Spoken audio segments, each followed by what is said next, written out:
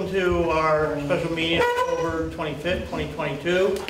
Glad to see you all here. The weather's still decent, right? We'll take advantage of it while we can. So thank you all for coming. So we have a lot to do this evening. Lydia is en route. We'll be here shortly. So she asked that we get started without her, and so we will. So I'd like to ask everybody to stand for the Pledge of Allegiance.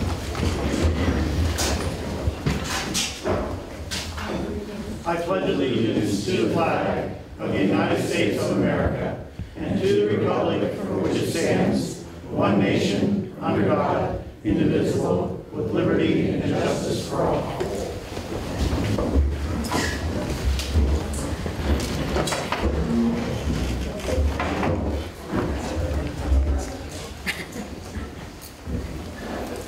Yeah, thank you all for coming. So to lead off this evening, we do have a presentation. Krista Hines is here. Hi, Chris. How are you? So there's been a request to talk about the affordable housing options that are available, and Krista can give us a brief summary of that. So thank you. Good evening, everyone. I'm Krista. Krista, you might want to turn that mic on. It's on a switch on the back side. No, up on top of the mic. Can you hear me? Is it on? Yeah. Okay. That mic is always low. Well, I'll try to talk loud, but I hope everybody can hear me. Good. I'm Krista Hines. There it goes. Better? Okay. Thanks. I'm the Executive Director of Hudson River Housing. I'm also a very proud resident of the town of Rhinebeck. I was born and raised here, just right up the street at the dairy farm, right by the Star Library. So it's just really great to be here. And I've been the Executive Director of Hudson River Housing for about 6 years, but I've been with the organization for 24 years. And this year we're celebrating our 40th year of service to the community. We are an affordable housing developer, and we also believe really strongly in community engagement and in resident advocacy. So all of the units that we've developed, we provide supportive services to the residents that live in our units, and we really engage very closely with the community that we work. So this is a project that we did in the city of Poughkeepsie, which I'll talk about a little bit later on. This is our mission statement. So Hudson River Housing provides a continuum of services that improves lives and communities through housing with compassion and development with vision. We create pathways out of homelessness through empowerment, education, and advocacy. And that is really how we got our start. We were formed in 1982 with a mission to address homelessness. That remains very much a core of what we do. We are the only provider of emergency shelter services in Dutchess County.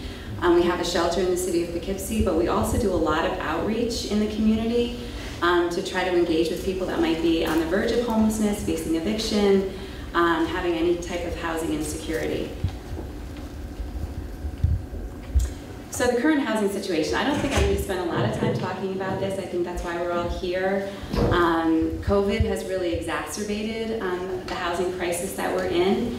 We've been seeing an increase in people needing affordable housing for a long time. The last couple of years have definitely gotten worse, not just in cities in the area, but also in smaller communities. We do a lot of work in northern Dutchess, northeastern Dutchess, I should say, in the towns of like Pine Plains, Amenia, and Millerton, that are really starting to see an increase in the lack of rental housing, the lack of affordable housing, and the need. So, and I did provide Vanessa actually with a copy of the housing assessment that the county just did. They just completed a housing assessment that provided a lot of information about the demographics in the county and the specific needs of individual municipalities. It's a great document, and I think it definitely highlights the need, but I really can't underscore how much we're seeing people really facing being cost burdened. And a lot of municipalities are reaching out to Hudson River Housing to try to find out ways that they can bring affordable housing into their communities. So what is affordable housing? You know, we hear this a lot. There's a lot of misunderstanding about what it is. There's, I think, a lot of stigma around the term affordable housing. So I do want to, get into the details of what it actually is. So our federal government has defined it as housing in which the occupant is paying no more than 30% of their gross income towards their housing costs, and that includes utilities. So if you're a renter, that would be your rent and your utilities. If you're a homeowner, that would be your mortgage, your real estate taxes, your insurance, and your utilities. So you should only be paying 30%, no more than that. And like I said earlier, the term cost burden is when you're paying a lot more than 30% towards your housing. We're seeing that that number of people being cost burdened really, really increase. So affordable housing programs, so the government, the state government, the federal government, the county have programs to develop affordable housing to keep, to allow people to only pay 30% of their income. So these programs are targeted to certain income levels. So again, the federal government publishes the area median income every year for states, for counties, for municipalities. So every year this number comes out. For Dutchess County for 2022, the area median income for a family of 4 is $115,700. So that's for all of Dutchess County. I know it says Poughkeepsie, Middletown, Newburgh. It does apply to those cities, but it's county-wide.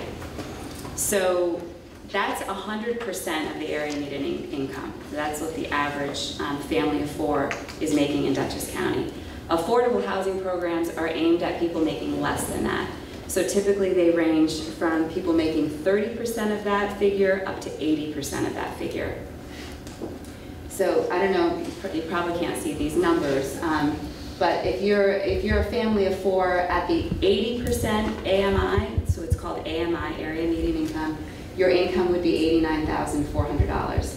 These numbers are really, really important because the government watches these numbers really closely, and developers like Hudson River Housing and other developers that are doing affordable housing have to comply with these figures very closely. We can't put a family into a unit if they're making more than these figures. There's a lot of scrutiny around this. We look at tax returns, pay stubs.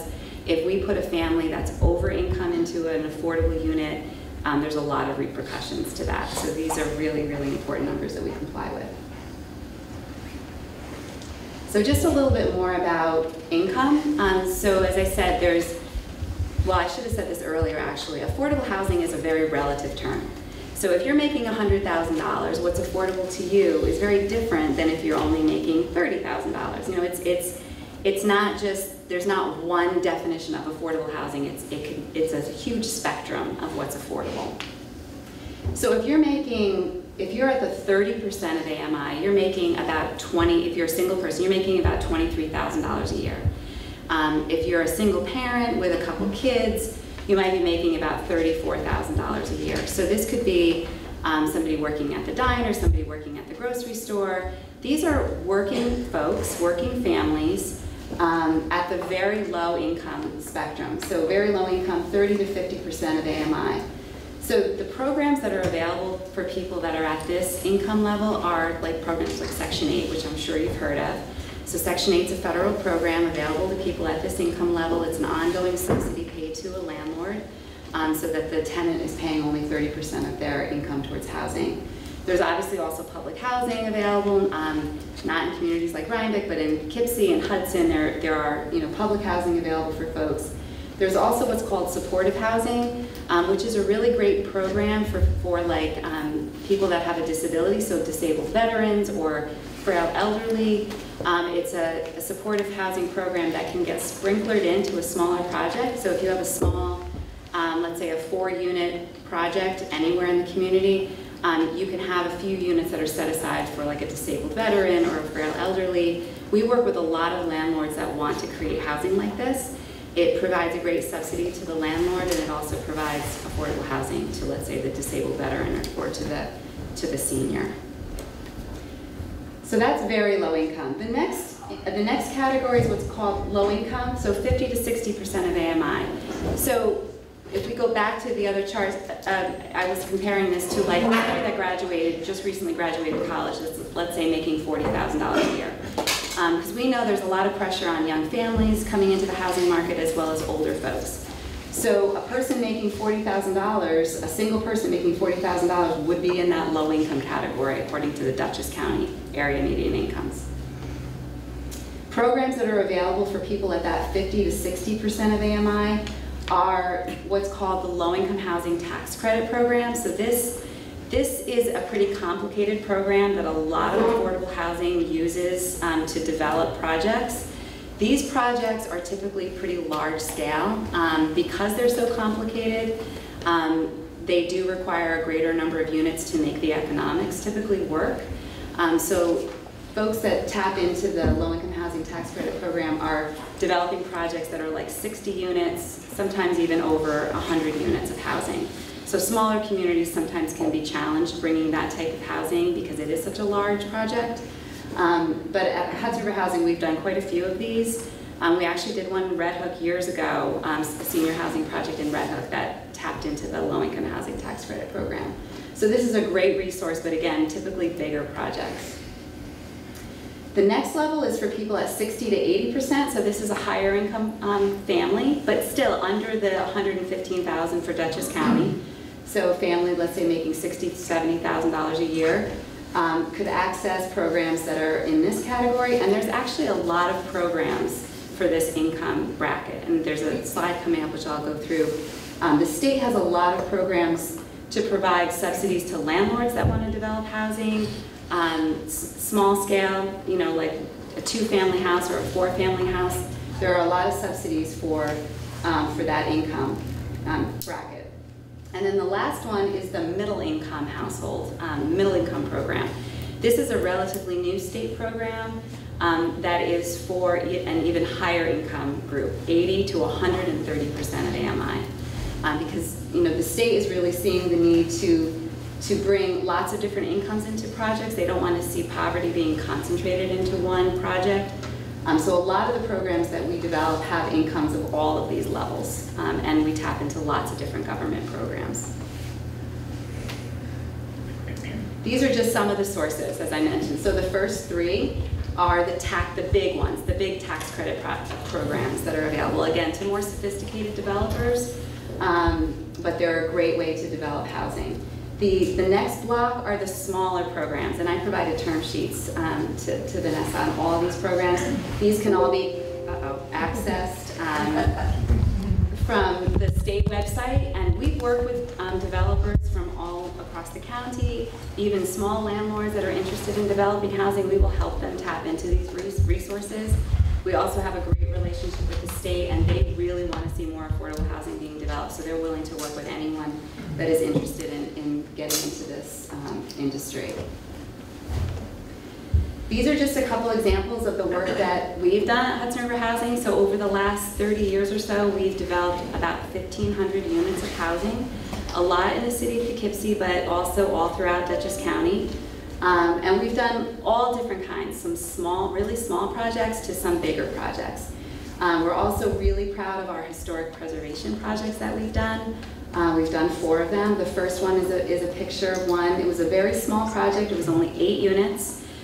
We used historic tax credits, which is another really good resource to develop affordable housing. It also has commercial units in it as well. We've also done new construction. We do rehab, sometimes really, really significant rehab.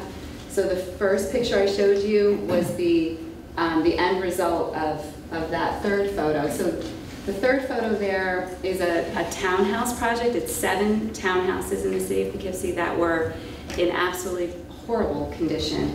We renovated them into 7 homeowner units with a rental. So it provides income for the homeowner and also an affordable rental, which is a really great model, and I'm going to talk about that a little bit later on. We really like doing those. And then we also do small stuff. We do a lot of 2 families. Again, a lot of this homeowner rental combination.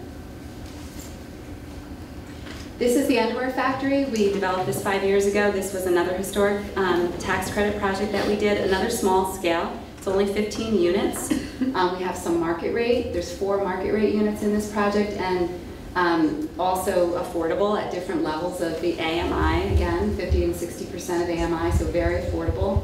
Lots of commercial space in it as well. This was a really good community project. This is like a typical tax credit project. This is a bigger one that we just completed a couple years ago, 78 units, all affordable. Again, bigger projects, somewhat complicated and quite expensive. As you can see, about $22 million.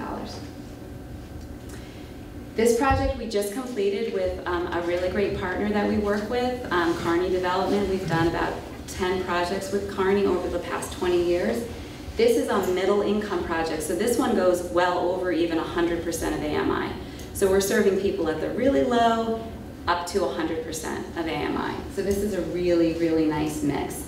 Again, it's a tax credit project, so it's a little bit complicated for more of a sophisticated developer, but really great for the community. And then just quickly, these are the small things we've done. So 2 families, 3 families, where it's obviously not as much money, but we've provided a lot of affordable housing this way. These are all rental units that we've tapped into some of those state programs to develop.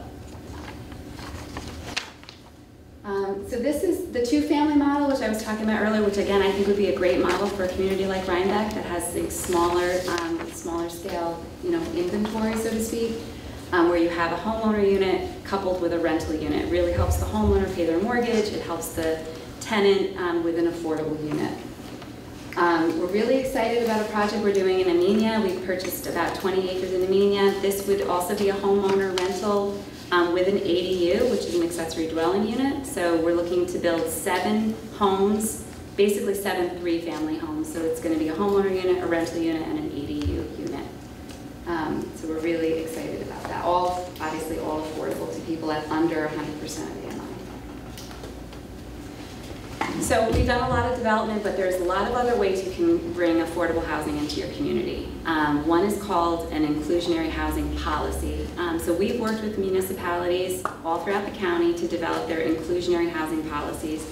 We worked with the City of Beacon, the Town of East Fishkill, and the Village of Pauling to create their policies.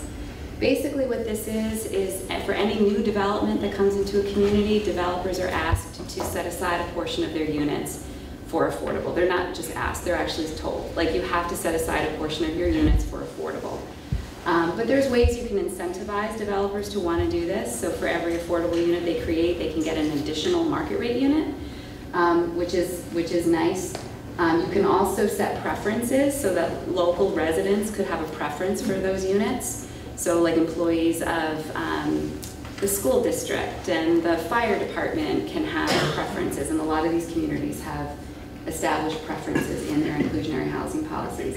I've also provided examples to Vanessa of the 3, the Beacon, East Fishkill, and Village of Pauling, and how they've created these. We've helped towns enforce these policies and work with municipalities. Some municipalities choose to just do it themselves and create their own board to oversee their policies. And there's more ways. I mentioned the landlord incentives. So we work with a lot of private landlords that have buildings that need work, need renovations, and there's government programs that will pay the landlord to renovate their building in exchange for keeping a unit affordable. So it's not, just free money. They do have to keep their unit affordable, and sometimes for a long time. Some of these programs could go as long as 30 years. So that sometimes can be a disincentive for landlords, but we have a lot of landlords that want to participate in this program.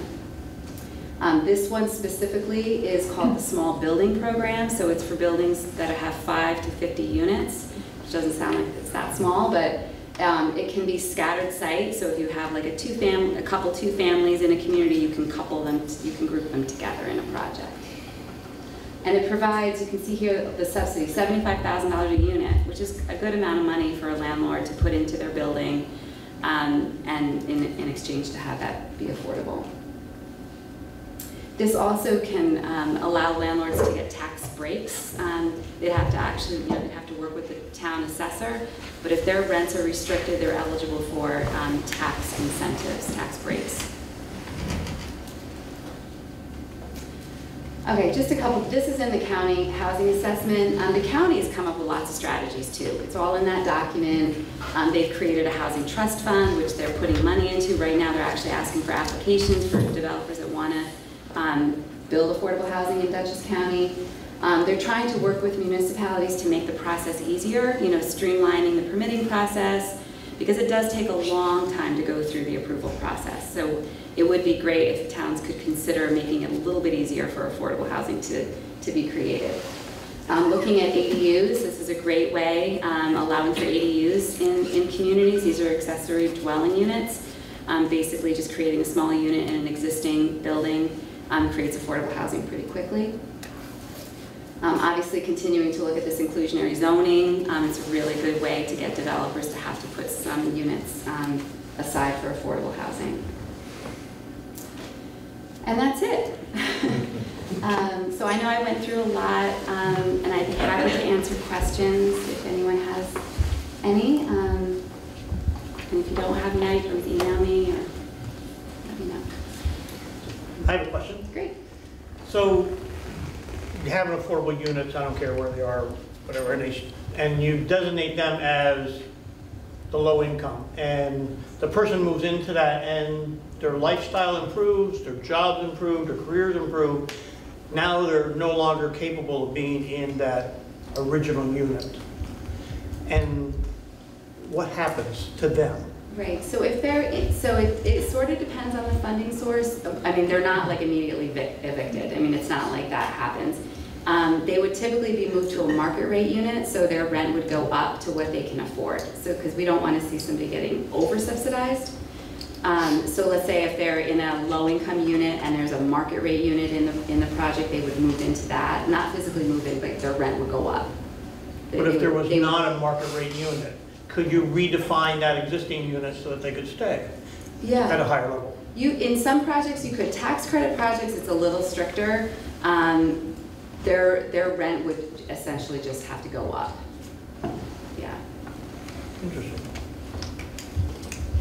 So I looked into the home program and it said one of the requirements in the Code of Federal Regulations was that it's like a non-for-profit or it's a community housing group. So how does it work with the deed and the ownership and things like that? This kind of blend between a private developer and whatever it is you do. For the home program? Yeah, does that fit into the home program, or would we be looking at something different for a smaller scale? So if you're referring to the Dutchess County Home Program, so that grant program is available to private developers as well as nonprofits. Okay. So it's not just for nonprofits, it's for anyone that wants to develop affordable housing. They just have to commit to keeping the rents at a certain level. I think it's for 20 years under that program. But it seemed to have like the real strict, all the strict requirements you're talking about for the tax credit larger projects too. So there was quite a lot of. It's not that strict. I mean, it's strict in the sense that every year the county will come out and review the leases and make sure that they're not charging more than they should be charging, and that the occupant is not making more than they should be making. Okay. So the county definitely checks that. So you don't need to get a professional property management group that deals with affordable housing? No, you really don't. I mean, you need to understand how to calculate someone's income, and the county will tell you how much rent you can charge. I mean, that's a published figure. So it's not that difficult to do.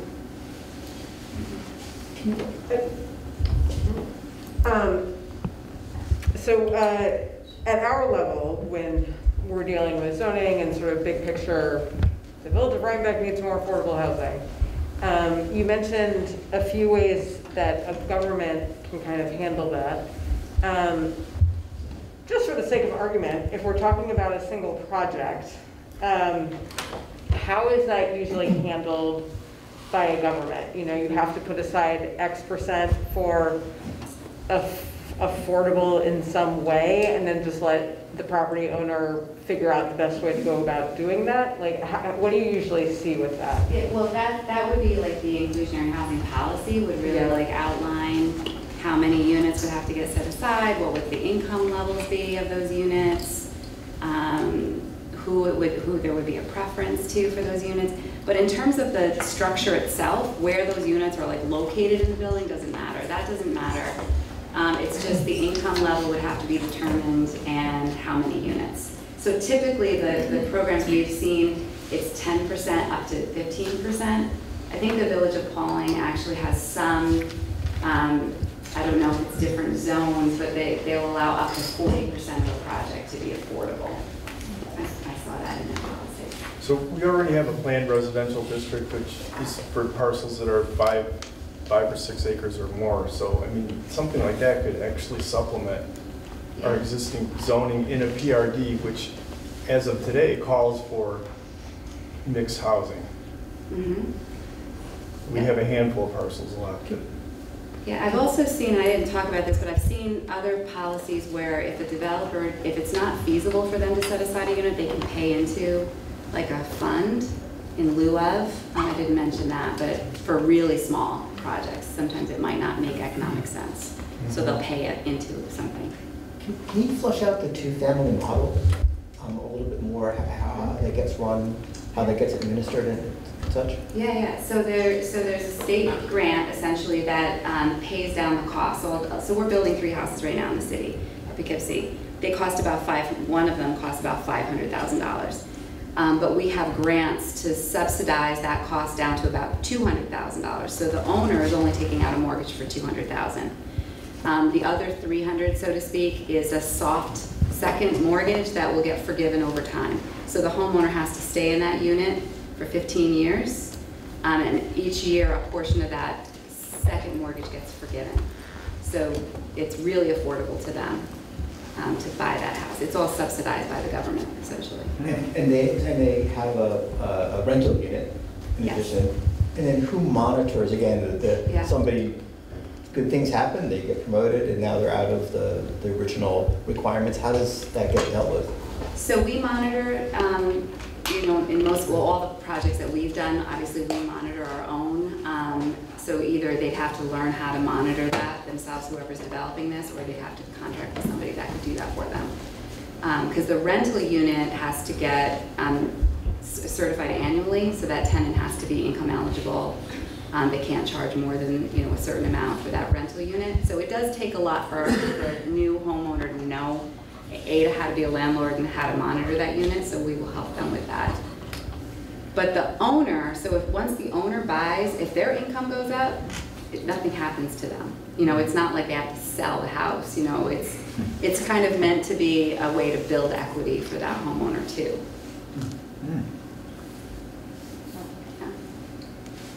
Is that considered like an incentivized plan in a way? I mean, without putting a specific term on it. Yeah. Because you mentioned even recent college graduates and things. So is there any categorical breakdown within the Hudson River Year program that incentivizes by category at all?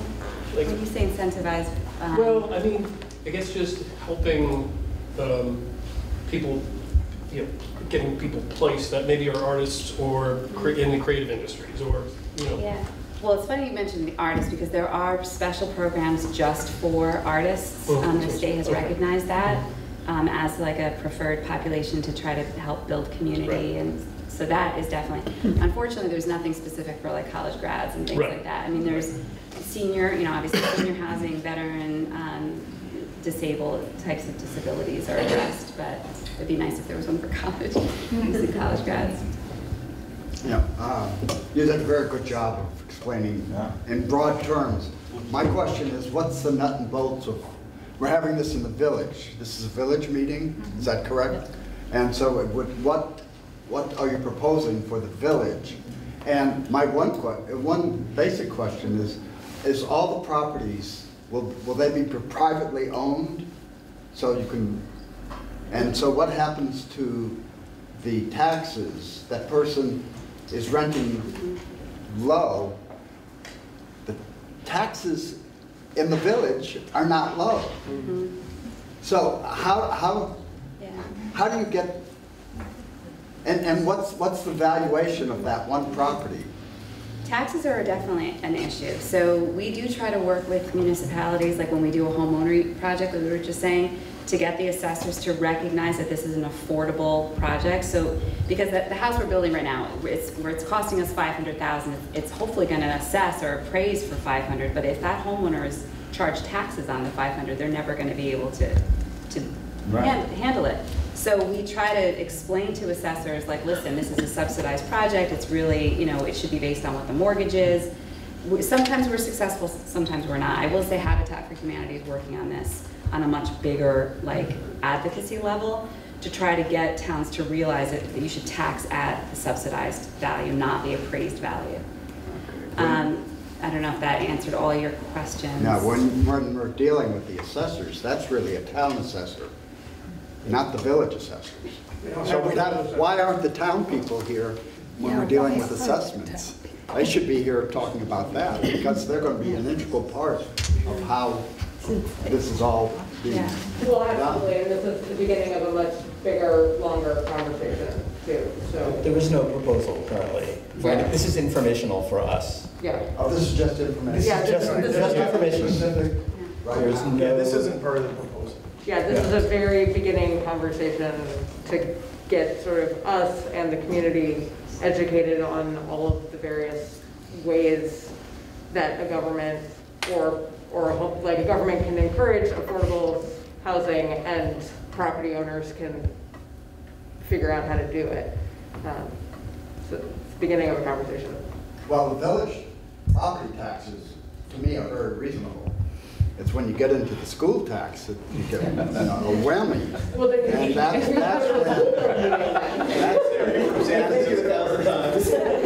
and then if we're bringing in people with families and they have children, the cost of the schools are going up. It's like, how are we funding all this?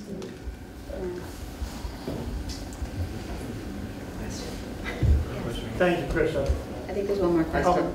Sorry, You had mentioned that you could cobble together projects that could then be, and can those be non-contiguous? So they could be within the village, disparate lots under one ownership entity that could then apply and be developed as an inclusionary project? Yeah. Yeah, 5 or more units. So they don't have to be contiguous. It can be new construction, it can be rehab as well. But it has to be at least 5 units.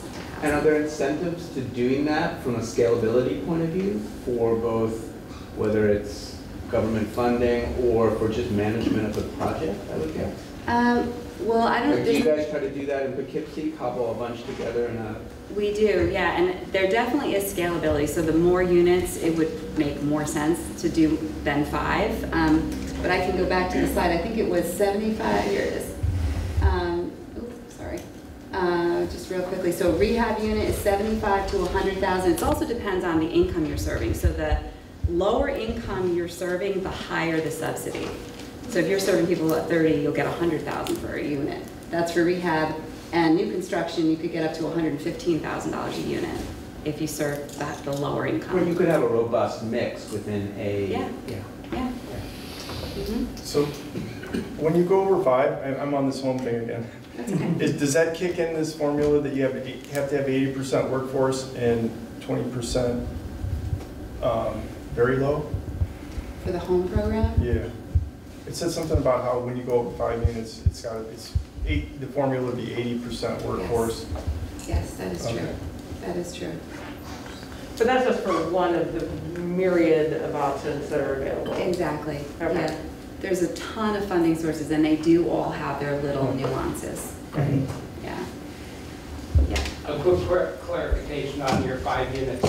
So let's say you had 2 properties, let's say they're existing structures, and using your earlier example of a homeowner unit and an accessory unit, rental unit, and an accessory dwelling unit. If each property has those 3, is that 6 or is that 2? So it gets complicated if you're going to include homeowner. So this program is just for rental. Okay. Because the homeowner unit is sold to the homeowner. So like we lose, the homeowner is then responsible for those rental units. So in the same example I just gave, if there are 3 rental units at each of those 2 properties, say there's former single-family homes with accessory garages that become dwelling units, that's 6 units. Yeah. Okay, thanks. It just can't be a homeowner unit.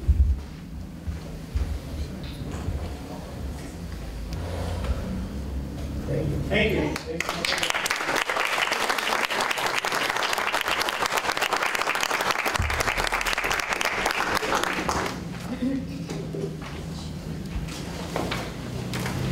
Okay, we're going to get on to probably why most of you are here, to talk about 6 Mulberry Street.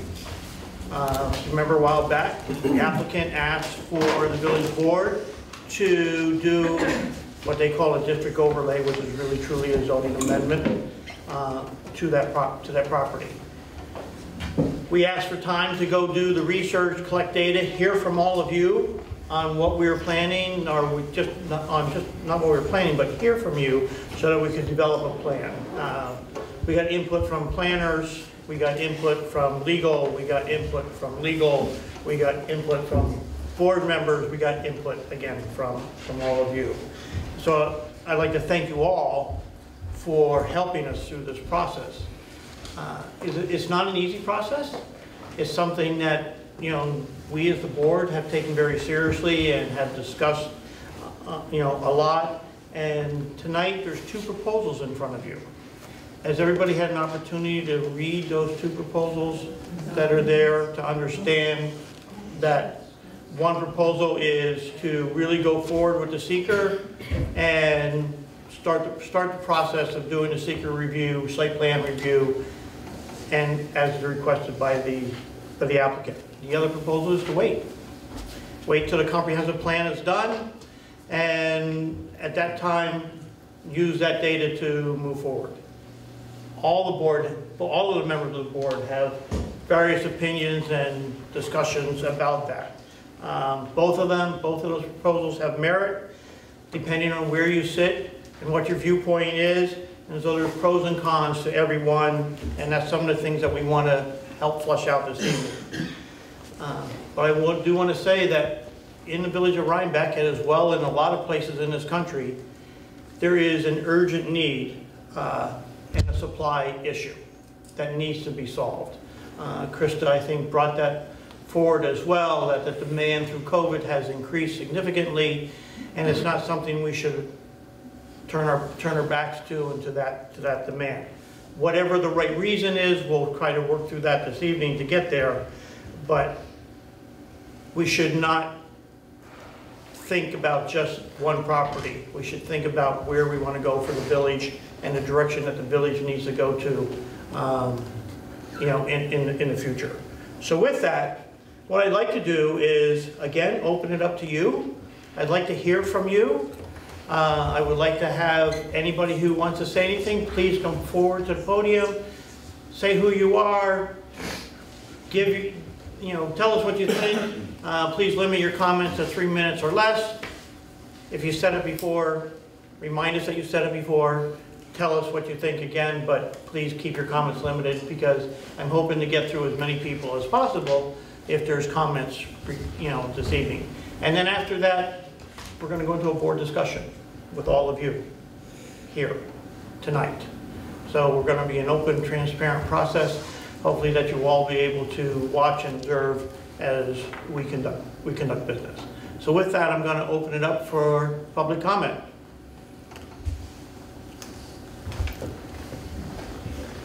Everybody hates to be first. Deirdre, come on up.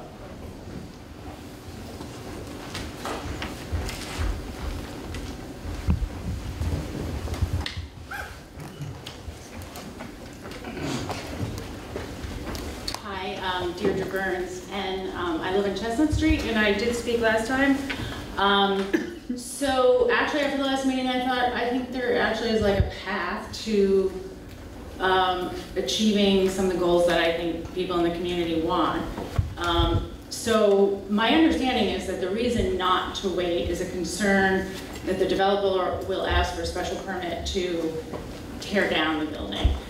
I don't have a good sense of like what the likelihood of that is, either the developer making that application or the planning board approving that application.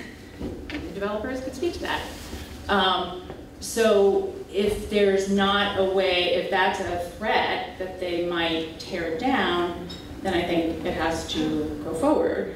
And my understanding from the resolution is the resolution calls for examining not just seeker, which is environmental review, but that the project would have to meet requirements around affordability and green space.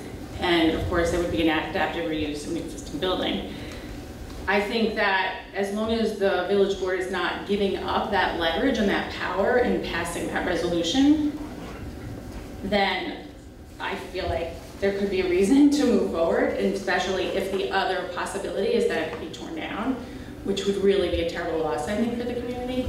So my question to you is like, you know, A, is that really a threat, a real thing that could happen? Is it could be torn down, it could be torn down, or, you know, if that's a genuine concern, then, and it has to go forward, do you truly, are you not giving up the leverage that you have to demand that, say, 2 of the 9 units be actually meet affordable housing criteria by some of the state requirements that, you know, programs actually require a percentage of AMI. The other, so I think affordability on that concern. I think green space, I heard mentioned from neighbors the issue of green space around that building, so that it feels like people have like, they're part of the neighborhood. So that's the building. The other part of the building that I thought was like a really important point last time that someone brought up was integrating Mulberry Street as like an entry point for the building, so that it's actually like a neighborhood building, not something people go park in the back and you never see them. And then the fourth point around the houses is, I think people are concerned, are the houses gonna be too big on too small pieces of property? I feel like those things could all be, that like site plan issues could all be worked out if in fact you're not giving up leverage and having it go forward. So I think the affordability of green space and the adaptive reuse just could be worked out. But again, I think it's just up to you guys, like, is there really a threat to it possibly being torn down? And then, like, don't give up the leverage that you have. Is that revolution still keep you empowered to have an outcome that meets the concerns of the community? So those are my comments, and I just want to also say, as a former school board member, that the school district only has so much power in terms of taxation. There is a tax cap, and there is a tax cap, and everyone votes on it. The real issue is that our taxes shouldn't be based on your only source of wealth, which could be the property you own. We should be taxed not on property values, maybe on overall wealth. Thank you. So Deirdre, just to address one of your concerns, the first resolution, one resolution does cover 4 primary goals of which the village board has defined they want to achieve. One is preservation. You know, although it's not listed on the national register, it is listed on the It's not listed individually, but it is a contributing building in the district. It is not listed individually, but it is a contributing building in the historic district. Right. The second is adaptive reuse, which we all are, anybody I think here tonight would say that, you know, environmentally and everything, some of the best buildings that built were the ones that were built a long time ago, right? That are still standing today, that have a lifespan in front of them. So there's an adaptive reuse component to this. There is a desire to increase multi-level housing within the village as an opportunity to provide more density here, which is something that the village needs to do. And the last thing is an affordability component. So we've added those 4 things as components within the first resolution that needed to be taken into discussion and as part of the seeker process be part of the review. So they're baked in. In terms of do we give up anything as a result, my opinion is, and we have our legal here, Emily Svensson from Gordon & Svensson, who is our land use attorney, can correct me if I'm wrong, but my opinion is that as the board goes through this process and they come out at the end of the process and say this is what we want, and we want this, X, Y, and Z, it's what we want, right? And so the developer then has to either comply with that desire. Is that correct, Emily? Yeah, so the village board is the sole entity that, that would decide at the end of the process whether to approve zoning, both whether to approve it and what to approve. So that's within the village board's control. They don't have to approve anything that they don't believe is right for the village based on the studies that the village board goes through. Of course, there'll be a process with give and take with the applicant, but it ultimately the village board is the entity with control. And so the answer then your third question, is it a threat to tear it down? I can't answer that question. And I don't know if the developer wants to answer that question or not, the applicant, but I don't have the information to be able to answer that, and I don't know if anybody here on the board has the answer to do that. All right, so I think it depends. I think the developer is going to, the applicant's going to say, let's see what happens. I don't know. So I can't answer that question. Okay, anybody else? Jeff? Thank you. Jeff Christensen.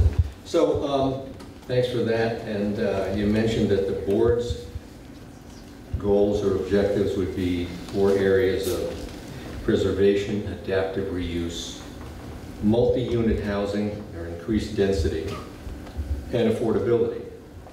And I think you'll find a couple of those are like motherhood and apple pie, and you'd be hard-pressed to find anyone to say, no, I don't want to do that. But getting back to the last 2, multi-unit housing and density, I don't think there is any consensus around the community. It's all over the board on what density should be. When we had the last meeting, what we understood was that if you go ahead with this project, you go through the seeker and say, you can go ahead with this, it would allow up to 17 units, dwellings, on 1.4 acres, right? I think a lot of people will think that's too dense. So number one, I can't agree with your consensus on the board that it's a goal to have a lot of multi-unit housing and very dense development. I can't agree that that's a goal, and I think you need to listen to the comprehensive plan results to determine if that's what the community thinks is a goal. Second thing is affordability. Simple statement is market rate housing is not affordable, period. What I do think this village should be doing is establishing an affordable housing task force committee, with a board, whatever you want to call it, to continue to educate themselves with the kind of things that we learned from Krista tonight. But it's a very complicated issue, and it needs to be dealt with very seriously and across the board. And it's going to take a lot of people a lot of time, but it should result, I believe, my personal opinion, in a comprehensive inclusionary housing policy for the village. And that any development, especially more dense development and anything relating to affordable housing, should be a consequence of that inclusionary housing policy. And I would like to see, I've said this before, one thing I'd like to see come out of the comprehensive planning policy is the establishment of an affordable housing board that goes through the things and works with people like Krista and consultants to understand all of the options, which, as Krista mentioned, are myriad. It's going to take a while. So that's the second point. I don't see this proposal in any way at all addressing affordability in the community, and I think we need to. Thank you. Disclaimer? What? Disclaimer? No, I don't like to disclaim. My wife wants me to say I'm on the planning board, but I speak as a private resident. Right. Thank you. Thanks, Bob. Joanne? Hi, Joanne Gale, Mulberry Street. I have a question that's been on my mind for a while with all the things that are coming up. And the question is, who is the village of Rhinebeck for? Is it for tourists and business? Is it for community? Is it for residents? How can that be all sort of melded together without being way too over on one side or the other? Because it's starting to feel that way with proposals for parking garages in the municipal park and lots of other things to attract tourists. I mean, I care for the business people. I want everybody to make a good living. That's great. but we are residents, we are a community. And I'm just not seeing this particular proposal as something that's going to be for the community. You say you want, there's not enough housing. Well, who is this housing for? Who is going to move in? What are the prices going to be? Is this a pied-à-terre for rich New Yorkers? And that does not enhance the community here. So I would like people to keep some of this in mind. The Village of Rhinebeck is for all of us and should not be swayed one way or the other. Thanks.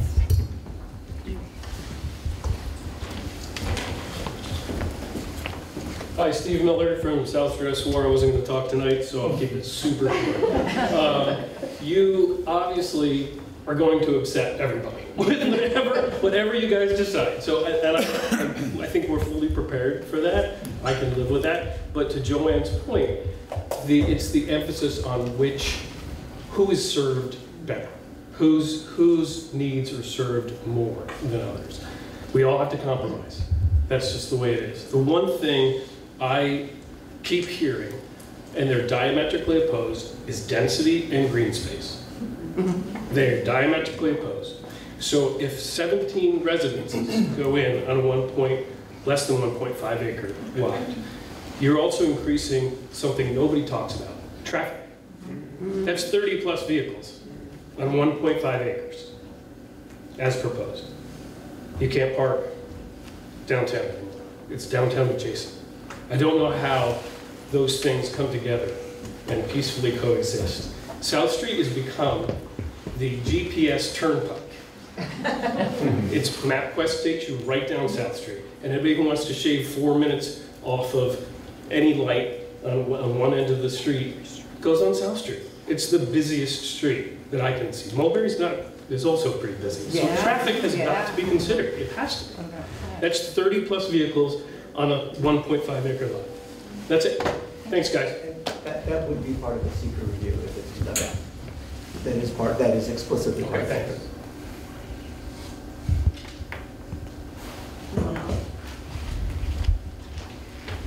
Hi, good evening, Victoria Polidoro. Just want to thank the board for holding a special meeting tonight to discuss these issues. We really appreciate it. As your council advised you, we're not asking anyone to approve a project tonight. We're just asking you to start the review process. The community has lots of important concerns, traffic, I heard, affordable housing, but we can't start getting into depth in any of these discussions until we start the review process. Accept the petition, start the seeker process, and then we can really dig into some of these issues. If I got the message tonight, the village is considering an inclusionary zoning provision. Maybe this will be the test project, but again, we can't have these discussions until you start.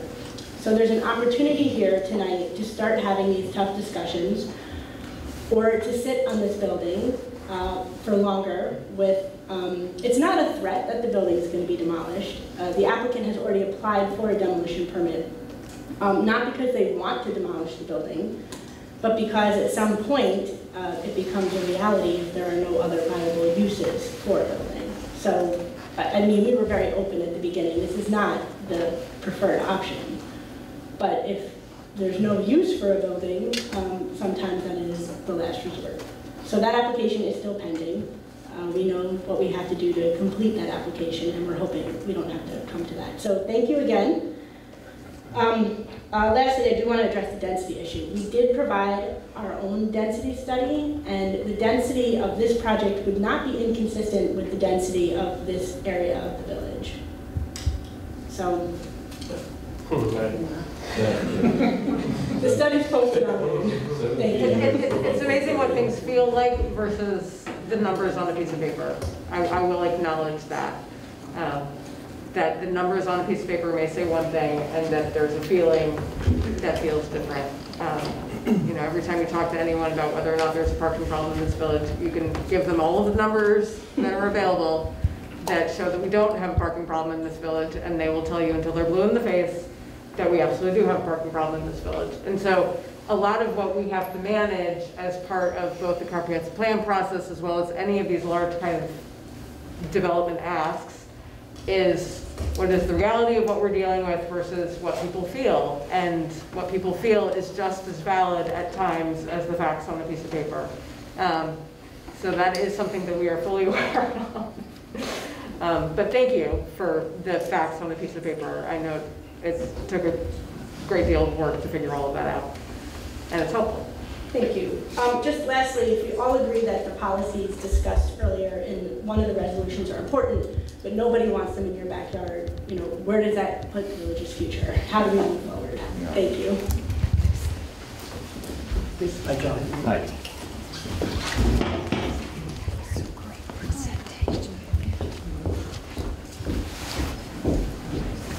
I'm John Lyons. I'm a land use lawyer, and I represent some of the folks that live around the project. And I want to say thank you again to the board for your openness and your making ample opportunity to be able to comment. I just want to say a couple of things quickly. One is that you know that the folks that I represent have never said nothing in my backyard. They've sat down with the developer to talk about the project. That didn't come to anything at the moment, but their minds are open to everything. You know, Steve was just up talking about, you know, compromise is part of the equation. So I want to make that point. The second thing is I want to bring back we're getting into issues like density and some of the nuts and bolts issues about the project. And I just want to remind the board that the reason that we're advocating waiting somewhat, maybe not till the comprehensive plan is completely done, but waiting sometime, doesn't have to do with threats to demolish the building. It has to do with what makes sense from a planning standpoint to let this unfold as an individual project, or whether to go through, since you're already going through the planning process, to make this, integrate this into that planning process. And you can tell from the presentation that was made here tonight that it's complicated. There's a lot out there and there's a lot to put together. And it seems like those things, significant steps ought to be taken on understanding those things and coming to a realization about sort of a basic direction for the community before making a decision about this particular zoning amendment. Thanks very much for your attention and your courtesy.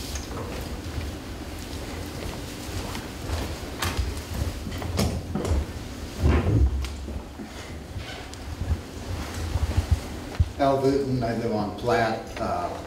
It seems that there's some contradiction going on here. We want affordable housing, and the way you get affordable housing is density. So you have, and yet we have to decide what it is that we want. You can't expect somebody to come in and make develop a property and hold them to standards that can't possibly be met.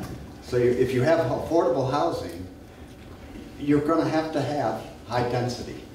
If you don't want high density, then allow the developer to develop whatever it is that's feasible. And right now, it seems like we're just at a standstill here. You know, is it fair to the developer to not, you have to make it absolutely clear, I think, to the developer what the basic requirements are going to be. You can't have these four just apple pie things that are in contradiction with each other. So that would be my take. And we have to decide where the tax base is, how we're going to use this property, how dense it's going to be, what's the impact on the community. And as Joanne said, what is the goal of what about the population that is now in Atlanta? The elderly, do we have a lot of elderly services being provided? Community service, a community place, a community center? No, we don't. So, it's just like the board has to look at this and say, just be reasonable in making all the demands on what you want. Thank you. Yeah. I mean, one of the things the resolution does say also is that this is not sidestepping the comprehensive plan committee. it is to work in parallel with the comprehensive plan committee so that there's information gathered and information used as going through that process. So it reflects a value to say we need to get data to be able to make these decisions as if we were to go through that process. And that is to come from the comprehensive plan. Now, Lydia's liaison, I don't want to put you on the spot, but at some point in the near future, I'm hoping there is going to be data, right? Yes, in fact, we already have some data that I'm happy to share with you tonight. But yes, the Comprehensive Plan Committee has been working exceptionally hard on collecting the existing state of the village. How wide are our sidewalks? How many of our properties, how many of our businesses downtown are truly ADA accessible? How many housing units do we have? Of what kind? Like, you name it, they've been gathering it up. And the next process that's going to start sometime in the next probably few days, I would imagine, is we'll be releasing a values survey to the community at large about what the community values. So speaking of the questions of what the community values, we're about to find out what the community values. And anecdotally, in all of the conversations that we've had with the population thus far, the community values community, the community values walkability, the community values affordable housing, the community values historic preservation, the community values the community that we all live in the village of Rhinebeck and love. And we're just trying to figure out how to make that work. Just so you know, the most recent numbers, the median age in the village of Rhinebeck is 57 years old. That may sound youthful, but for a median age to be 57 years old, it's exceptionally old. Excuse me? I'm just saying that when half the people are over the age of 57, we are one of the oldest communities in the Hudson River, if not the oldest. Yep, okay, Nina's telling me that we are in fact the oldest. And so what's happening is, because we don't have appropriate housing that works for seniors in the village that they can move into as their children leave their homes, a lot of seniors are aging in place. We have a lot of one person, two people living in large houses. And as a result, they're staying in the housing stock, and so therefore finding houses for new families, either new to the community or just new families, is getting increasingly difficult. So what the housing subcommittee has discovered is that what we need is we just need more variety of housing. We need apartments, generally we just need smaller for either older folks to move into, young couples to move into, 20-somethings to move into. We just need smaller housing. And by definition, smaller housing is cheaper than larger housing. And so whether or not it's actually subsidized in some affordable way that Chris has so brilliantly just described, smaller housing is going to be cheaper than larger housing. Our population has actually stabilized. We grew a lot before 2000. We're about the same as we were in 2000, and that's partially because we're built out. And then as children leave their families' homes, the population actually begins to decline a little bit. So what we're facing is a whole bunch of people who've lived here for a really long time who don't want to leave, completely understandably. And we haven't provided the kind of housing for them to move into so that they can stay in a place that's not the large family home where they raise their family. So that's just some of the data that started coming out of the comprehensive plan. So, you know, we talk about density, and density I know is a very bad word, but we're reaching a point where we're going to have to make some decisions as a community as to how to handle this. Do we want our elderly aging in place, which in certain circumstances isn't particularly safe? My husband is one of the volunteer EMTs for the fire department. 70% of your calls are literally picking grandma up off the floor. And that's not okay, in my opinion.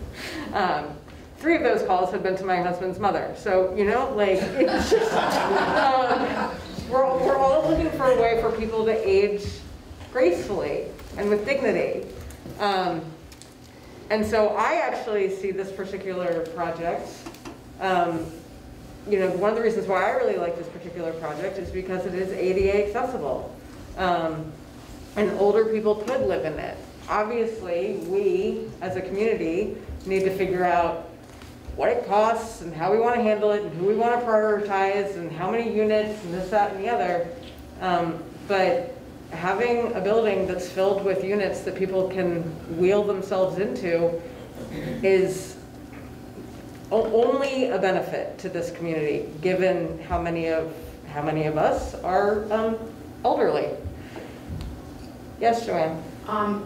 Maybe I missed this. I thought last time we heard that it's going to be 2 or 3 floors, no elevator, and if I'm mistaken, please let me know. So my question again this time is, how are we expecting ADA and the elderly if they have to go, they have to walk through a parking lot and they have to go upstairs? So from Did what I misunderstand that? I mean, the property owner, from what I understand, the proposal is 9 units in the building. 5 of the units are both ADA compliant, which means that the bathroom's big and the doors are wide, and ADA accessible, because they're either available through ramps on the lower level or the first level, and then the other 4 units on the second level are ADA compliant, but there is a set of stairs to get up them. And everybody has a little bit of everything, right? Like my grandmother lived until she was 95, climbing up a set of stairs, but then once she got there, it was really helpful to have it be ADA compliant. So everybody has different needs. Also, you know, the elderly aren't the only ones who are physically disabled, and so there's also that. Unfortunately, Village Green, it's all stairs. So there's no ADA accessible apartments in Village Green. There's Wells Manor, but there's income restrictions on Wells Manor. The Woods and Village Green, and not Village Green, Gardens. Thank you, the Gardens, are both great, but most of them have second floors, and also they're not walkable to the village if you're older. And so having, you know, older folks be able to live near where they can walk, so that also speaks to the number of cars that we're dealing with. Maybe we're not dealing with that many cars. I don't know, we haven't done the research. But there's all sorts of ways that we can all pull on various strings to make a project like this work for the community. And I don't know if we've sort of moved into the board discussion part of this yet. You almost have, yeah. Sorry, I can just keep going. Yeah, well, I'd like to get the public. Yeah. So those are the pieces of data that are beginning to come out of the CPC. And we're going to know more in a month and a half once the survey has been out and then closed and then analyzed. And then as all of the subcommittees start reporting into the main committee with all of their data, the main committee of the CPC is going to start having some really good conversations. There we are.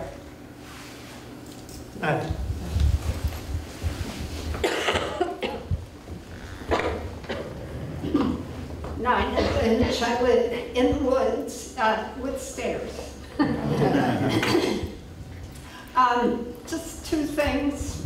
First, I totally support your going with the first choice. I'd like to see you start the process now.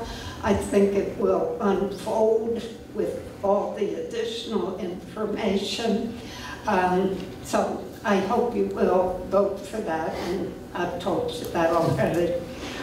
Secondly, I certainly wouldn't name names, but I know 5 people who live, 1 in the village and 4 outside the village, who would give their right arm to move in there next week. They are ready to move out of their houses. They are quiet people. They want to be in the village where they can walk, where they have ADA compliant home to live in. They live in houses. It's tough out there. And there's no place for them to go in Rhinebeck out of those homes that they're in. I can't tell you how many people call me and say, if you hear of a one floor in the woods, let me know. Get it up, it's not going to happen. They go boom like that. So I hope you'll pass it. Thanks.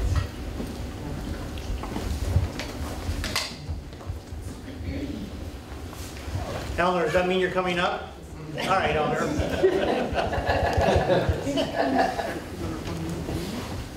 Eleanor Popko, I live in Village Green. I'm on the CPC, and I've mentioned some of these issues before, but I just want to remind you that one of the most important things is what are these apartments going to cost, or what are these houses going to cost? Because more units doesn't mean a lower cost. And the proof is in the housing brochure that I got from the town. When I looked at that, I had a heart attack, because their workforce housing is going to cost more than what I currently pay. And I don't want to say this too loudly, because I don't want my landlord to hear that, but I was horrified at the cost of those units. So that's something to keep in mind. And the other thing is, I do want to make sure that the CPC, process isn't, pushed aside here, because I think it's important.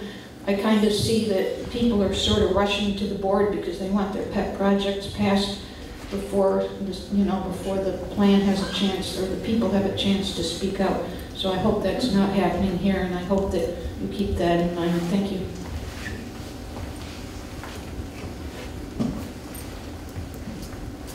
Louis. Sorry. Sorry, I didn't talk first. That's right.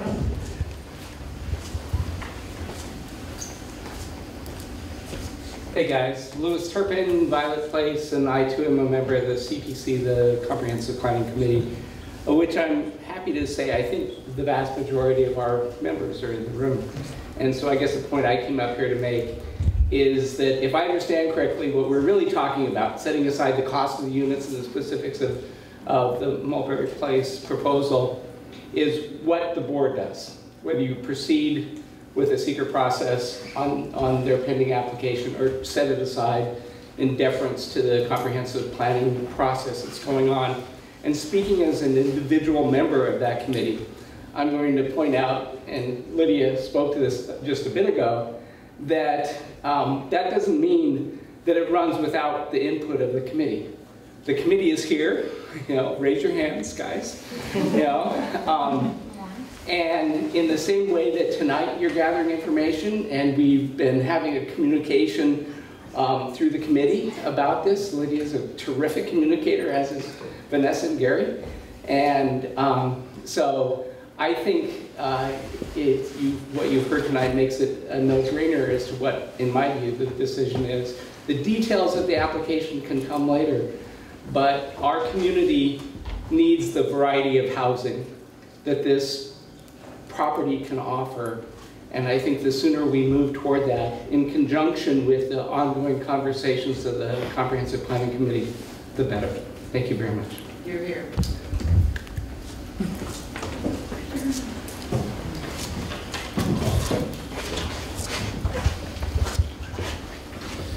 Good evening, Brian Curran, Market Street, East Market Street.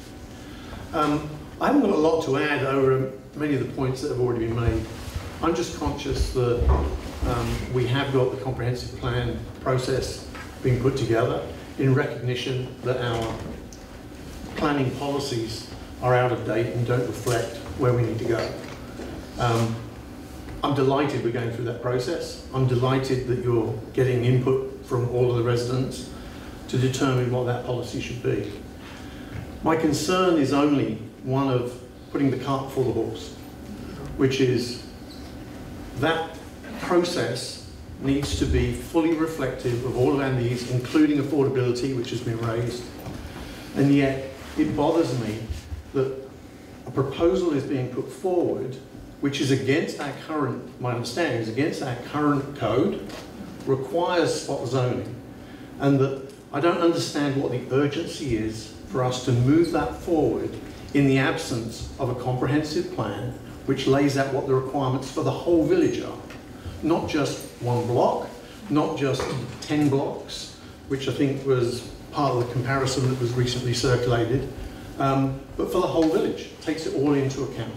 And so I'm just concerned that we're moving a little too fast on the proposal. It may be a great proposal, it may be the right thing to do, but I don't think I'm in a position at the moment to determine that. So in answer to your question, if I can, on spot zoning, we've had this discussion at the board in terms of spot zoning, and there's 3 criteria that really need to be met to determine that it's not spot zoning. One is it has to be for the good of the community, okay, to be able to move forward. The second is it can't damage the neighborhood, but that's flushed out through doing the seeker process to determine that. And the third, it must be consistent with the direction of the comprehensive plan. So there's the thing that, in my opinion, that is weighing us. How long do we wait? How much data do we have? How much can we, move forward with or not move forward? The analogy that the lawyer gave to us was, there used to be this 100-acre farm that was a farm forever, 3 generations. A proposal came forward to build it a grocery store on this 100-acre farm. It wasn't zoned for that, to be able to allow that to happen. But there was a process in place to allow that to proceed to have whatever outcome it came to be. So that my only answer is there's a process that we have to follow, right? And that process may not come out with, just because what if the board decides to say, let's do the seeker, I don't know what that outcome is until you do it, right? We can't determine that today. As what was said, this is to start the process, not a fait accompli process. So, as my answer to spot zoning, legal said, this is really not spot zoning. Am I right? Put it this way, spot zoning is a legal conclusion, right? And there's been no legal process. Right. But. Sure, Elmer.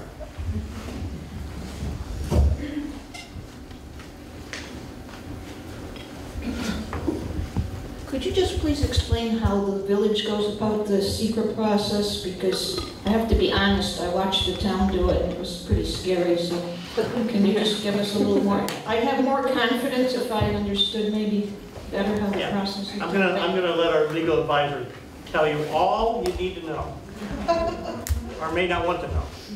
Well, so seeker is the state-required environmental review process, and it's kind of specific to the project. So some some actions will require a much more extensive seeker review than others, just depending on the nature of the project. One thing to mention is that if you were to go ahead with a seeker review in this situation, you would be reviewing the zoning change and the ultimate project that's intended to be built. Because if you're making a zoning change in anticipation of a project, you should really review that whole action and not pull it apart into just the zoning piece normally.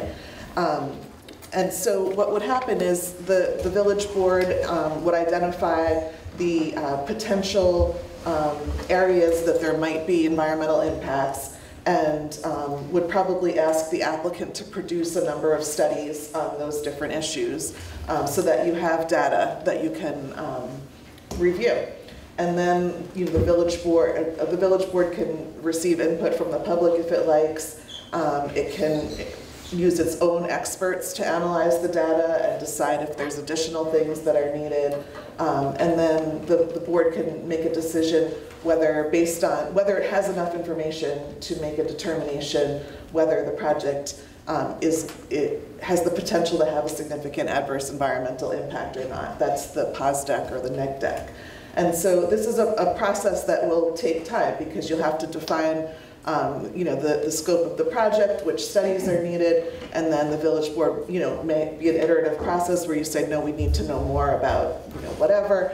And so this would happen over, you know, a period of time in parallel with the comp plan committee continuing to do its work. Does that roughly answer the question? For that, for example, could the village ask then for a transportation, you know, for a traffic study? Yeah, I think it's quite likely that traffic would be one of the areas that they'd want some data on. Also like green space, runoff, you know, all that kind of stuff. There are enormous checklists inside the seeker application about all of these things. John. Oh, also, I'm sorry, I just want to mention one more thing. It would be a coordinated review so that the other agencies that have any input into, or any approval authority for this project would also have a circulation in the seeker review. So in that case, the planning board and the comprehensive plan committee? The planning board. Right. Yeah. Hi, John Clark. I too am on the planning board, but I'm here speaking individually, also on the comp plan committee. It seems like the two resolutions are set up sort of to say yes and to say no.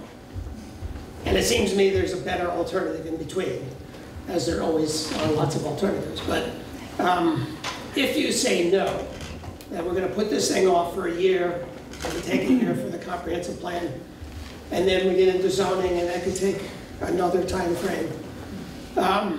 You put yourself in an awkward situation. I see two or maybe three alternatives for the developer. He could wait and say, okay, I'm just going to put this on the back burner and wait and hope for the best. I think there's two likelier scenarios that I don't like.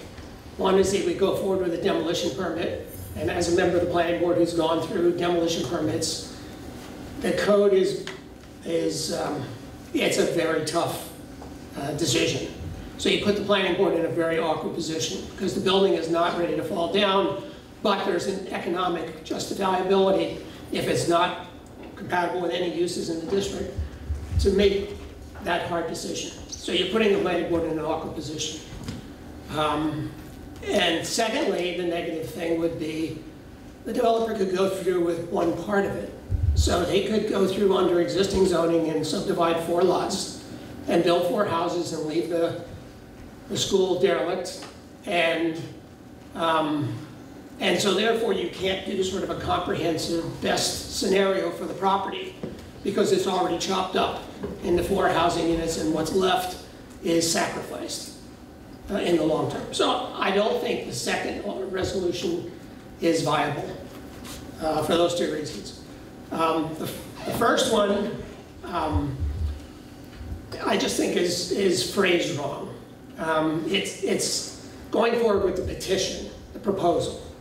And it seems to me what you want is to consider the proposal in the light of other options. You know, so that in the process of going through your impact statement or your impact analysis, you might come up with better alternatives than what the applicant is proposing, and that's what you would want to incorporate into your zoning law. And so it seems to me you should add at least a caveat to it that the village reserves the right to consider alternatives to the petition and alternative zoning provisions. So that it's clear from the front that you have the right, based on your goals, your overall goals, to say, we want an affordable housing component. You know, I wrote a letter to the village board over a year ago saying that you should adopt an affordable housing overlay zone that would apply to multiple properties so that it doesn't get into accusations of spot zoning. Because even if you say you have a legal argument against spot zoning, you can still get sued over it and pull the village down with expensive lawyers' costs and that sort of thing. So I would say start the process. It's actually a good case study for the comprehensive plan. So as you go forward with the comprehensive plan, you can consider a real-life example of what the implications are rather than considering housing as sort of this overall complex problem that nobody can understand in the abstract. So I think it actually provides good lessons as you complete the comprehensive plan. Finally, I'll just say that density word, it's used to scare people. Density, I never use the word density. because it's so relative. What's dense here is not dense in, in some rural place. What's dense in White Plains is not dense in Rhinebeck. You saw a lot of examples of attached housing and affordable housing that perfectly fit within a village scale here. So don't get scared by the word density. And finally, I'll say, in terms of the other comment, that density is diametrically opposed to green space. That's absolutely not true. If you attach housing and you stack housing, you actually provide more space for green space. And you prevent single-family housing from spreading out into the woods and wetlands and farmland and everything outside the village that you want to protect. So if you concentrate development in and around the village within walking distance, you mitigate traffic, and parking, and promote walkability, and provide room for green space. Not only in the town, but you plan for green space in between all that possible new housing and affordability. So that's what it is.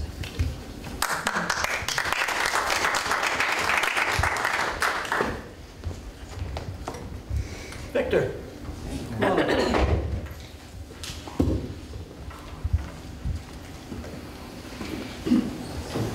Hi, Victor Britton, South Street.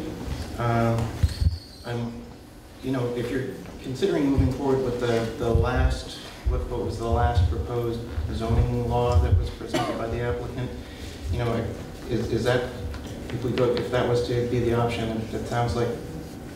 So that option was to start the seeker process. Right. So, I want to really emphasize that the whole property needs to be looked at as a whole. Your associate David Gordon, called it aggressive, that subdivision that was proposed. And so, what John just said about the diametric opposition, I think I understand in the broader context what he's saying, but this particular proposal is looking for density, and then 4 lots that, if they go through the planning process individually, what I've seen of the planning board is people are going to maximize the coverage. And so I said this a long time ago in this process, that just be careful to not tie the hands of the planning board, and you'll end up with all the units in the old Bulkley building, and then 4 properties that'll be developed separately by, not people that are looking for affordable housing, that are looking for, getting a pool and, really maximizing their lots. And there's not going to be room to kind of provide the green space for these future tenants in the building. So just make sure that you're looking at that whole 1.4 acres as a whole. It would be a shame to separate it out. And I'm just concerned that if you go forward with it, that you don't have the options of realizing like, oh, this is actually too dense to actually provide what the people in the apartments needs and what the future owners of those lots will need. Thank you.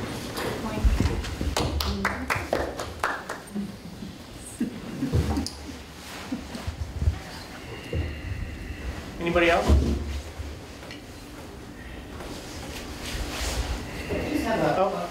Hi, Diane. Just a question for the legal counsel. When you do your seeker, would it be on the 1.4 acres with the proposal that there's 9 units for single-family houses with the potential of having ADUs in the back as well? Like, how does that get defined? What would be the proposal in the seeker? So I don't personally know the exact details of what was in that proposal, but normally we would review the conceptual plan for what would be built on that parcel. I mean, you can't ask the applicant to design the complete project before you start. Do you know what I'm saying? So we would come up with sort of a conceptual plan for what would probably happen, and then do the studies based on that. And then if there's a decision, through give and take that that's going to have too much impact, that maybe some of it would change. So maybe you could rephrase your question. So the proposal is for the 9 apartments, 4 single-family houses surrounding it, but Rhinebeck Village Code also allows you to build ADUs. So when you do your seeker, all I'm asking is that you look at what is the maximum development potential of that lot, and make sure that the seeker is done for all of those households on the 1.4 acre, and not just to, kind of, segment it to say, oh, let's just look at the 9 here and now look at these 4 families, not considering that you can also have an ADU, which is an additional household, on each of those small lots. Sure, I understand what you're saying. So, just look at the maximum potential number of people that could be living, of households that could be living on that 1.4 acre. Yeah, I mean, unless the developer is planning to do something less than that and was willing to, Well, I think the proposal is to sell the lots and let people develop what they want on them. So I think you have to kind of say what's the potential that could be built out on each of those 4 single-family home lots. I see. That makes sense. Yeah, Emily, I think that could all be worked out through the site plan. For instance, we could say, today I think there are 8,000 square foot lots. Right. We could potentially say, no, we got data from the comprehensive plan that says we should be thinking about smaller lots and smaller houses, and we could actually say it's a 5,000 square foot lot. It doesn't give room for an accessory unit to be done, but it gives more green space for, the trade-off is you get more green space somewhere else if you cut down. So all those are worked out through the site plan process, right? And I don't know what that will be, but that's part of the process. But we're looking at all the parcels together for this zoning amendment. The scope of the seeker review, we submitted an environmental assessment form of the petition, includes the full 1.4 acre parcel. So it would be the adaptive reuse of the building plus the creation of the single family home lots. If the village wants us to include additional potential for special use permit, which is its own process for an ADU, we can discuss that, but that's not what has been proposed at this point. Yeah, I don't know offhand what the requirement is for an ADU, but yeah. I believe it's a special use permit. It is. Right. So there's a separate review There'd be a and separate discretionary process for approval at the time if those needs are met. So I might as well just say where I'm at with this, because I had always looked at this as sort of like, let's make this simplest thing. Is it Occam's razor or something like that? I don't know. But if we have 5 lots and you are allowed by zoning with special permit to do accessory dwellings or convert to 2 units, that we would take these 4 and they would surrender that right, so they would always be single family residents, and then put that number into the building so we can have an adaptive reuse of the brick building, which has its own 2 units. 2 plus 4 is 6. So it's like I'm sold on that, having 6 units in the brick building. I don't know if, like what John Clark was saying, is if this would come out in the secret process for a lower density, because Nan, I can't remember her name, but yeah, she wrote that memo and suggested that we didn't have a lot of green space. So if we were reduced to 6, and we could also be reduced to 6 through the Board of Health, because they're going to have certain requirements for the wingspan for the leach fields. But I want to make sure we have that flexibility that we're taking this 9-unit thing in through seeker, right? But if it's too, it doesn't fit in with the character of the neighborhood, which is also, there's all these site plan review requirements, which this also has to comply not only with the master plan, but it also has to comply with the district itself, the residential district, and with the site plan review requirements, special permit requirements also. So I just want to make sure we're covered. We fully understand that what we're proposing might not be what the village approves. Right. The applicant is proposing what they would like to see done at the property, but it's like a first date. You're not getting married necessarily. So they understand that there's a process. Again, we're just asking you to start that process so we can we can do these studies and prove to you that this is a good development and a good design. And if there are issues that come up, can we mitigate them through design changes? Let us have that discussion with you. And as far as the affordable housing piece, obviously it's complicated as heck. So we're sort of moving towards board discussion. Yeah. And I think for me, it's just the most important thing is to kind of start to set some definitions here. And I really want to understand, what is it that we are subjecting to seeker? Is it your site plan? Is it the proposal as written? What are you actually asking us to review? Right. So in this case, we're asking you to review a particular zoning amendment which would allow the development, the exact development that they are proposing. So you can't undo them. It's one and the same. And so by reviewing that zoning amendment and the development project together, you review the impacts, we do the studies, and that gives you the opportunity to mitigate any adverse impacts and to request project changes, whether those changes are via a local law, which you are going to draft and changing the zoning text, or via changing the project.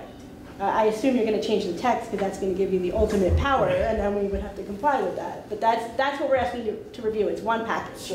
So how does this intersect with the site plan approval process at the planning board level? Sure. Right, so are we sort of doing a site plan approval at this level, and then not kicking it to the planning board, or is it done? There's several ways that the board can do this, but you're going to circulate to the planning board because they would be an involved agency, because they would ultimately have to approve the site plan.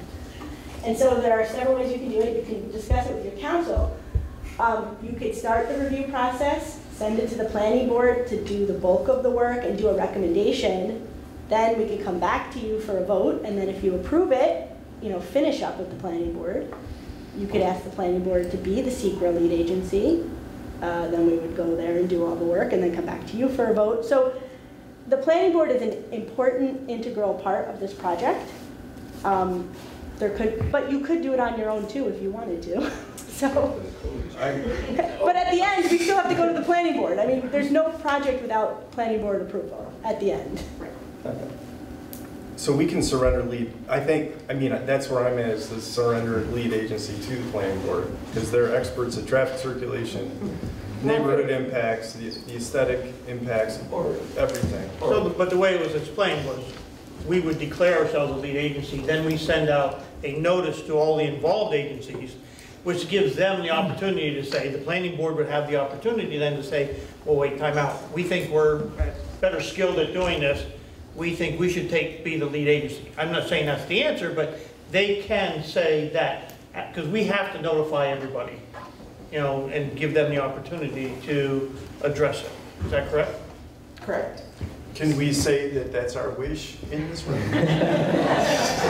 I guess here's the answer. I have a technical question here, which is, I'm just from the board level, I'm uncomfortable having to do a site plan approval. That's not what I know how to do. I don't want to do that. Right.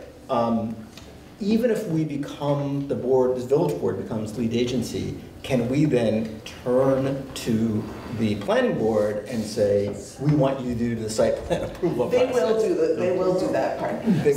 One way or another, they're going to do it. I just want to clarify, lead agency is only for seeker purposes. So you still have your authority over the zoning change, and the planning board has its authority over the site plan review.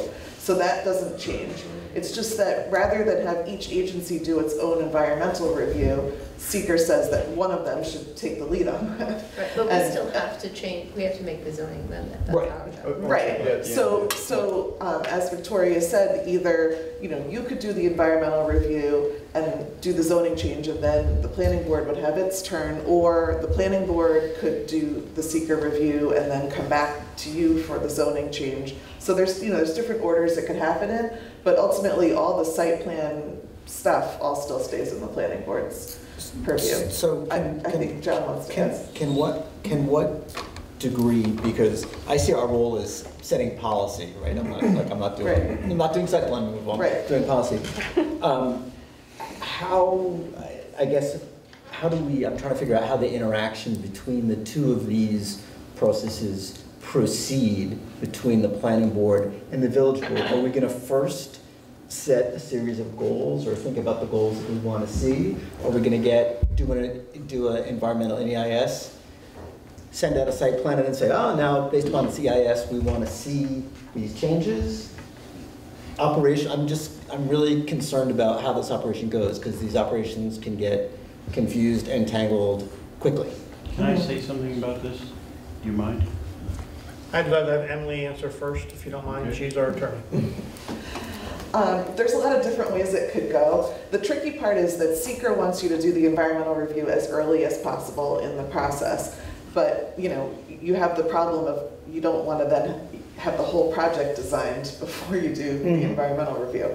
So my suggestion would be that if you decide to go ahead with this, then you could circulate to the planning board and any other lead agent or any other involved agencies, and then decide who's going to be the lead agency for seeker, and then lay out the process based on that decision. What documents are submitted to who, when. Yeah. But we did put those 4 or 5 objectives in there too, so that will, yeah. Yes, no, I understand, but I'm just, as we move forward, I'm trying to get clarity, right, which is really hard. In a world where we're lay people, you're trying to figure out the answers that we don't know. Well, but also mostly so we can be clear upon the process. I mean, the great thing about the presentation is we now understand what affordable housing means, what the levels are. We now are all on the same page. Right. There was no discussion about what senior housing would mean in this, but we may have to have that at some point as well. So it's just very important to me to be, especially as this discussion goes out into the community, that we all agree about the thing that we're talking about. Right. I think, Rick, what you're trying to do is you're trying to tell who does what when. And what is our role versus somebody else's role, so we have a clear definition of what we're doing. And people understand what we're doing too. It's not just for us. That's what I just said, what we do versus what they do. And as Emily just said, there is a process to go through this. Right. And we can basically, what Emily's telling me is that we can divvy up the various subtasks of the seeker review into various categories of specialists. Okay. I mean, we have legal. Yeah. We have planners, engineer. In engineering and those kinds of agencies. But I don't know, we can divvy up a particular, you take wastewater, you take No, I'm not water. talking about wastewater, but I'm really talking about concept versus site plan. Well, I think it's also going to be an iterative process between us and the planning board of, if we have a question that we think the planning board is better suited to answer, then we can refer that question to the planning board. If there's questions that we think the comprehensive plan committee should be weighing in on, I think we should refer those to the comprehensive plan committee. If there's a review that we want Dutchess County to do, we should be sending it to Dutchess County to say, does this fit with your goals for housing?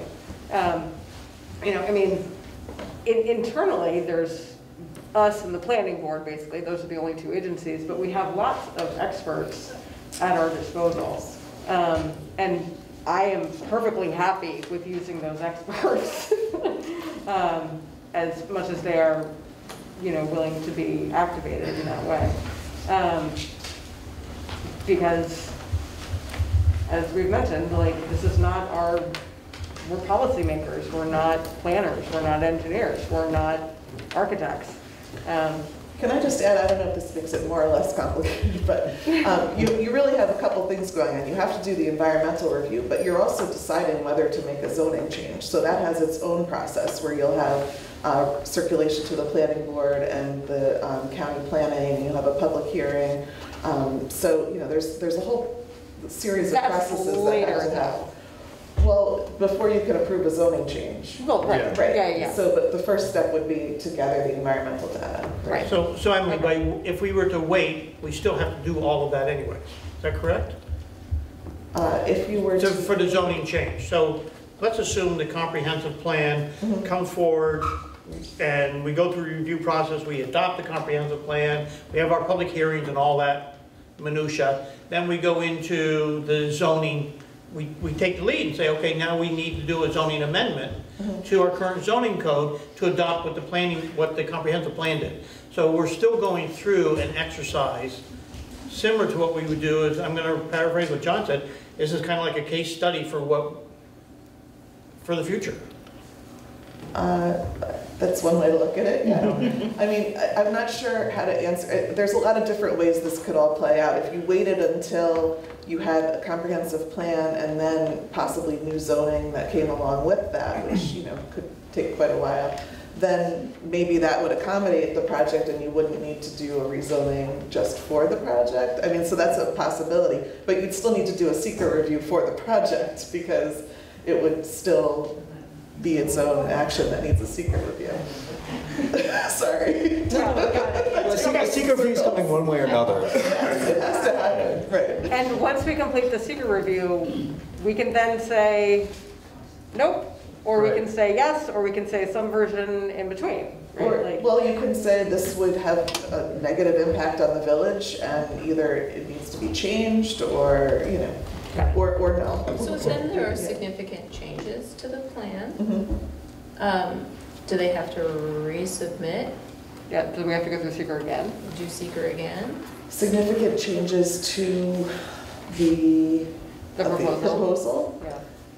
I mean, if the changes happen during the seeker process, then it would still be part of your... There'd be this give and take. Oh, There's this give and take that we talked here in terms of, we want this, they want that. You know, there's a negotiation process that happens as part of this. To mitigate impacts, yeah. It's not really a negotiation. Well, sorry for the wrong word. Correct my word. The thing that the board should understand is that the seeker process has a completely separate function from the site plan review process. Seeker was enacted because as a state community, we decided that we wanted to look at the potential adverse environmental impacts of proposed projects early in the project and understand them before we get to the point of looking at a site plan. And the objective of seeker is to identify the significant potential adverse environmental impacts, and then to mitigate the state standard is to mitigate those impacts to the maximum extent practicable. So that's why when you're talking about looking at a project through the lens of seeker and you're talking about changes that get made to that project, that's what you're accomplishing. In other words, if I'm not talking about this project, but just any project. So requiring a smaller scale, requiring a different look. Those are things that would be reactions to potential adverse environmental impacts that you identified as you went through the beginning of the seeker process, and then you close the seeker process by saying, okay, we've identified these potential adverse impacts. How are we going to reach the state goal of mitigating those to the maximum extent practicable? And that's when you start making changes to reach that goal. And then when you've got there, you'll issue a finding statement or EAF Part 3 that sets down these are the requirements, these are the changes that have to be made to this project to mitigate those impacts to the maximum extent practicable. Okay, now applicant, go out, change your site plan so that it conforms with these mitigation measures that we've identified, and then the site plan process begins, where those are baked in, those mitigating measures are baked into the site plan, and then it comes in and then it goes to the planning board, because the site plan review process is a different animal, because the planning board's looking at things like layout and how, you know, the criteria in your zoning law, but it really has more to do with whether the project works well on the site and how to design it in a way that it works well on the site. And where does the zoning amendment process happen? Well, it's happening in parallel with you on in this case. Well, just to be precise, you can't make any decisions, including the zoning amendment, until after the seeker process is concluded. So, but then the zoning change has to be made before the planning board begins their review. Right. Right. And that's So it would be- the zoning change is a land use policy decision. You don't have any obligation to change your zoning law when someone Exactly. requests it. Because You can just say no at the You end of the can make that process. decision to say yes or no at any time. The planning board could start its review before the zoning amendment is adopted. Applicant would be proceeding at its own risk, but there's nothing to prevent them from giving recommendations and input. They just could not approve a project until there's a zoning amendment. So if you wanted to go to the planning board, have them be lead agency, or for recommendations, that would be permitted. So all of this is true. Right. So There's so many. that's why I'm suggesting that the next step, and my advice would be, if the board decides it wants to go ahead, to do the circulation, decide who's going to be lead agency, and then we can make a kind of a plan of action, exactly. Al, you had a question? Yes, I want to know, okay, we have this comprehensive plan that's being developed. Once it's developed and then it's submitted to, I guess, to a hearing, and then people can comment on that, and then the board makes a decision as to whether or not to adopt this comprehensive plan. My question is, once it's adopted, does it have the force of law that you have to follow this plan, you have to implement, or is it just a guideline again, which happened in 1991, you had a comprehensive plan? Don't make it older than we are. So, yeah, so what happens is, if a community has a zoning code, they have to have a comprehensive plan against which that zoning code refers.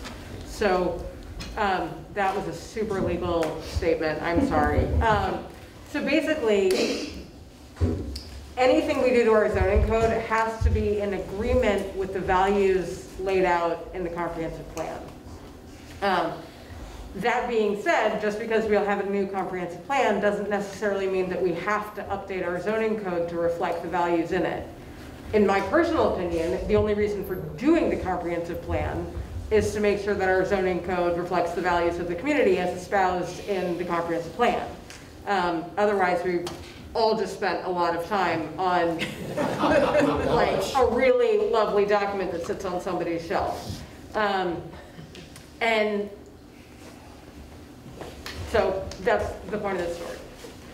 But yes, how you just described, yes, the comprehensive plan is going to come up with a draft plan. They're going to hold a bunch of hearings. They're eventually going to submit that draft plan to the Board of Trustees. We then hold a bunch of hearings, and then we decide whether or not we want it. And then we go into a zoning code process if we choose. Which also includes public hearings. Yes, which also includes public hearings. There's no step of this that doesn't involve the public hearings. Yeah, sometimes the way it's described is that your comprehensive plan is your vision, right, and the zoning law is the way you implement that vision, and yeah, that's why they have to fit together. Vision versus tactics, basically. Mission statement versus how we go about doing things. I just want to be clear, we're not trying to circumvent the comprehensive plan at all. We're trying to maximize the time that we have and an opportunity that sits in front of us. I've always used the phrase, you know, opportunity only knocks once. You have to play the card or not play the card, right? So this is the decision decision the board has made. We have this opportunity. Is it the right opportunity, the right time, the right place to move ahead or not? And that's really the board's decision tonight. Just want to point out too, you have a 1993 comprehensive plan that does include a lot of, you know, it says that you want a mix of housing and that you know, it has a lot of the same goals. And I think the new plan will refine that, but it's not, a lot of it is already kind of known. Yeah, what is interesting that we've discovered is our 2001 zoning code update, in some ways, didn't do a great job of referring to the 1993 comprehensive plan. So somehow or another, I don't know, I wasn't here, we ended up with a zoning code that actually did not provide for things like affordable housing, did not provide for all the things that we were starting to identify and were aware of even in 1993. So we've been living with a 20-year-old zoning code that doesn't reflect the values from our 30-year-old plan, And we're all beginning to discover that our current values are not actually that different from our 30-year-old plan, but we've been dealing with a zoning code that's been in conflict with all of that. Now we're playing catch up. For 20 years. I And mean, now that's we're playing partially, catch up. there are a lot of mechanisms in the code that talk about increasing Yeah, but the way that we went about doing multifamily it. housing. Yeah, but 2 the way, units or 3 units or accessory dwellings or I know, the but like, PRD. I mean, there's, but the way it's. that sort is of one way ended of up- addressing affordable housing is to have more Right. rentals. Right, but like the way it sort of tumbled out in practicality, and we've now learned this after 20 years of living with the zoning code, is it didn't do a great job of solving the problems that the 1993 plan identified. Is that like planting Norway maples? Yes. It's like, it's about denuding them. Wait till you see the rebirth, that's all. All right. All right. All right, so listen, it's 8 o'clock. Jeff is yawning. All right, I'm sorry, you know. Thank you, Jeff. Kind of finesse, right? I think unless the board has any other information that they need, do they, the board? No, I mean, we have our lawyer if we have any questions. Right, I mean, that's what I meant. Yeah. You have legal to hear advice, right? I mean, you know, my opinion is that we have nothing to lose by gathering more data. And my opinion is that this is an opportunity that we have in front of us. It represents an opportunity to flush out some of the systems that we currently have and something that we're going to have to go forward. And I don't believe there's anything wasted by doing it.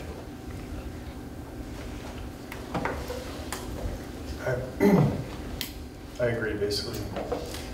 Yeah, I feel like I'm willing to move forward with the circulation of lead agency. I have a lot of concerns about process to be addressed down the pike. Right. But I do think that the point is that we will be soliciting, we will be working with the comprehensive plan committee, we will be working with the planning board, and we will be working with the developer, and really trying to aggregate the best of what we can possibly amalgamate from that we're hearing from the community, and also is financially viable for the developer. Yeah. And we can't predict the outcome. No. Just to be very clear, we're not predicting the outcome here, as I stated before. So with that, I'd like to make a motion that we accept the resolution to proceed with the rezoning seeker review as outlined in the resolution. Second. Any discussion? I wanted to revisit what John was saying about should there be an additional clause that says we have the right to. I like that idea. Yeah. I like that. Yeah. I mean, just to be clear, like, I know we've discussed in this flow of the sequencing and the process, there would be some back and forth, but just to make it absolutely clear. Yeah, and we reserve the right to consider alternatives to the petition. Yeah. Right. So we can add that as a whereas or therefore? I would just put it as number 5 at the very Okay. end. And so that is an amendment to the resolution saying the village reserves the right for alternatives. To consider To alternatives. consider alternatives, yes. Yeah, I So mean, I feel like I came to this meeting feeling like we're putting the cart before the horse. We're in the middle of this really fantastic comprehensive plan process, but why do we need to address this right now? Can we wait a bit? I still feel like it would be great if we could just wait till the survey results come in a little bit more. I'd like to hear a little bit more of that data come in from the CPC process. But in my mind, I don't know if I could technically say this, but it's almost like the CPC is another agency involved, maybe not legally, but That's one way to look at it. I think that's how I would consider it. But I don't know, hearing from members of the CPC committee, and I just want to reassure the public basically that I don't think we're trying to plow ahead and do something divergent from what the CPC is putting together. Yeah, I mean, I don't expect us to have any of this information until, you know, the CPC is diligently gathering data at the same time. And I wouldn't want us to make any kind of decision until we have, you know, some real reactions from the CPC about this. And that is clearly laid out in the resolution. Yeah. That CPC process is one of the criteria to put into the process. Yeah. All right, time for vote. But first, I got to make an amendment to this motion. I'm making an amendment to the motion to accept the resolution as written for the proposed Buckley School rezoning and to start the seeker review with the number 5 statement added where the village reserves the right to consider alternatives. Do I have a second? Second. All right. Rick, one out again. Martine, in case you didn't catch that. All right. All in favor say aye. Aye. Aye. So passed. We'll start the secret process. Thank you very much. Thank you, everybody, for those who are willing to stay. I'm being facetious. I'm leaving for a minute. All right, the next thing on the agenda is our current zoning board chair. So, yeah, Rachel Cavell, citing personal concerns, has asked to be replaced as chair. She wants to stay on the zoning board, she wants to stay on the comprehensive plan committee, but she just can't do the role of chair for the ZBA. I, you know, accepted that with heartfelt thanks. Thank you, Rachel. And went to the person who raised his hand after Rachel raised her hand and asked him if he would still like to do the job, and he said he would be delighted. So I'm coming to you all with a motion to appoint Tim Decker as the ZBA chair. I second that. Any discussion? Very knowledgeable. It's a great choice. Yes. Yeah. Amen. It's the reason we wanted him where he is. Yep. All in favor say aye. Aye. Okay. Next on the agreement is, let me shuffle some papers here, it's easier. The Cinder Claus barricade agreement, just so everybody's aware. Cinder Claus is coming up December 3rd. Us and 10,000 people will be here in the village enjoying the day's events, but there's always the behind the scenes work that goes on with Cinder Claus, and there's a lot of planning, a lot of work that goes involved into making sure that we have everybody who comes to enjoy this event arrive safely and leave safely and get home, right? And over the years, we've been using various methods. We bought a water-filled barricade several years ago and have been adding to them, and it's been a great asset to us in terms of creating that zone around the village so that cars and stuff aren't protruding into it. And this year, for those who remember our song for the Memorial Day Parade, we experimented with a device called the Meridian barricade. And basically, Meridian is a company that manufactures these barricades, and you can purchase them, but what we demoed and what we looked at doing for this is to rent them. It's a rental of 21 units that will replace 4 vehicles, 4 village vehicles, which are our big dump trucks filled with sand that we have to have people to man throughout the day. I should say man, to be at all day long for this. These barricades are removable. I don't know how many saw them at the Memorial Day, but you know, you lift them up, pull them out, they're pinched. They come with a person to help us move them, relocate them, but we also have the tools to do it. The issue with that is that the rental unit for this one day is $5,040 for the Cinder Claus agreement.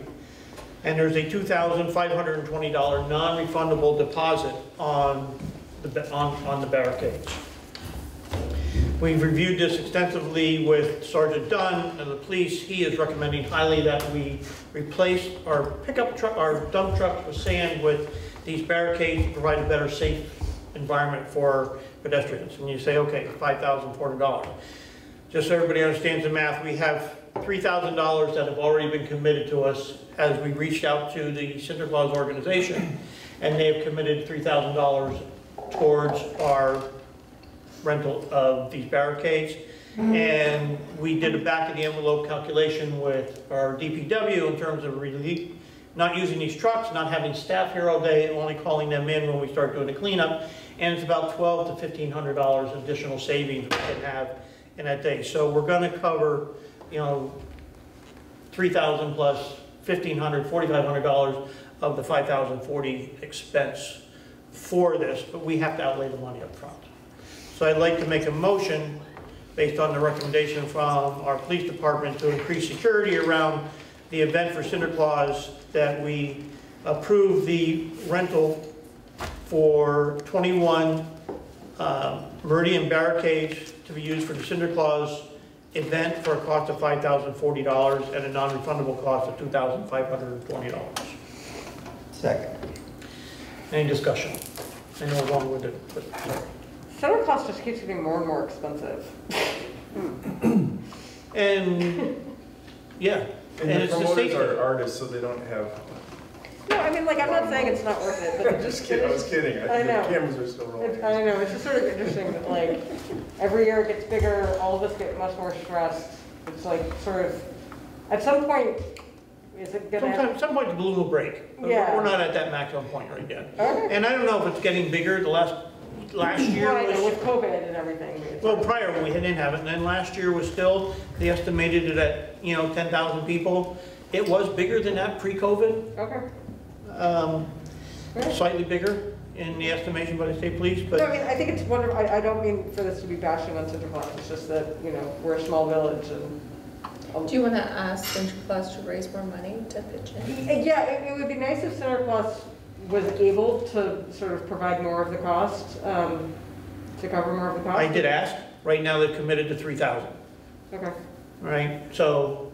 How much have they given us in past years? Anything? Last year they gave us 25? I think it was 25. I think it was $2,500 last year. Okay. The year before that it was less, and the year before that it was nothing. Okay, all right. So well, yeah, okay. we're making some strides. Okay. To have a motion, I have a second. All in favor say aye. Aye. Aye. So carried. Karen, we got it. Okay, Lexipol agreement. Again, if you all remember when we went through our police reform, one of the tools that we used was Lexipol to basically digitize all of our codes, and that's from the police.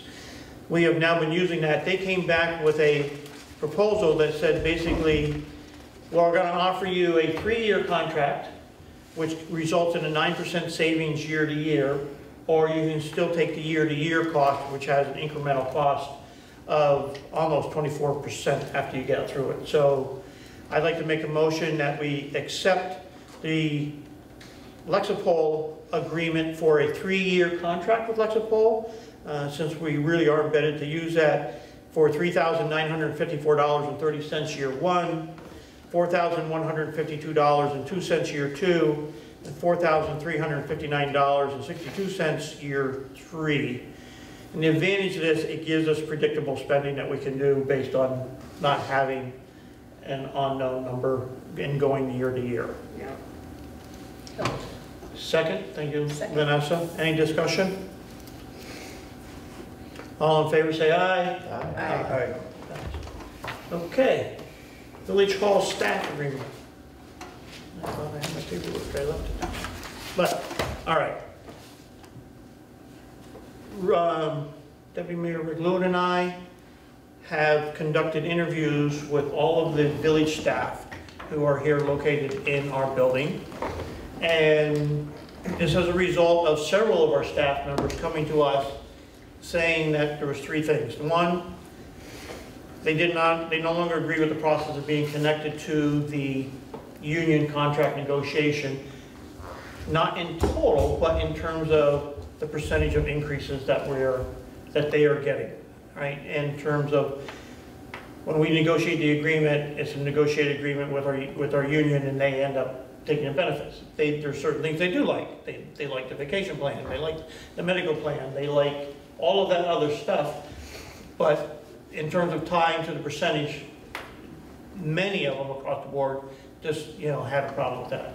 The second thing was, we've asked a lot of our village staff in the past 2 years especially, to make huge enhancements to their skills and their output of their work, and learn new, what I call, put new tools in your toolbox, right? So we've asked the planning people to get on board with Laserfish. We've asked Martina to get on board with Laserfish, and we're building up that repository. Managing our own website. Manage, Email newsletter. Yeah, all of that. We've asked our treasurer and our deputy clerk to invoke a new process for water billing and wastewater billing, which is automating a lot of the work that we're doing. But in the process, they're doing a lot of work and they're learning things. And it's not that our other staff doesn't learn stuff, but at the rate that we're asking our current staff to do, it kind of exceeds what we've been doing. And we did at one point ask the union staff if they wanted to tie some of their compensation to this sorts of educational adding tools to the toolbox. And their response was, no, we want to stick with the system we have.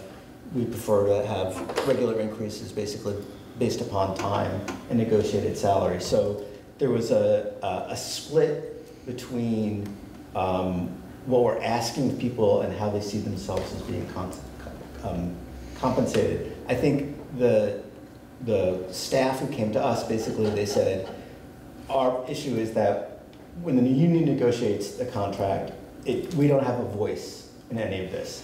And it doesn't address our needs and what our concerns are and really our relationship with the village.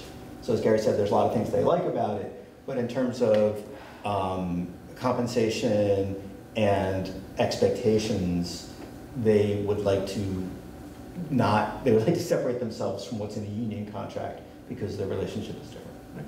And the third thing that we heard very much from a lot of them is there's equity of pay across the board. And over the course of time, things start to diverge a little bit in terms of one person getting paid X, another person getting paid Y.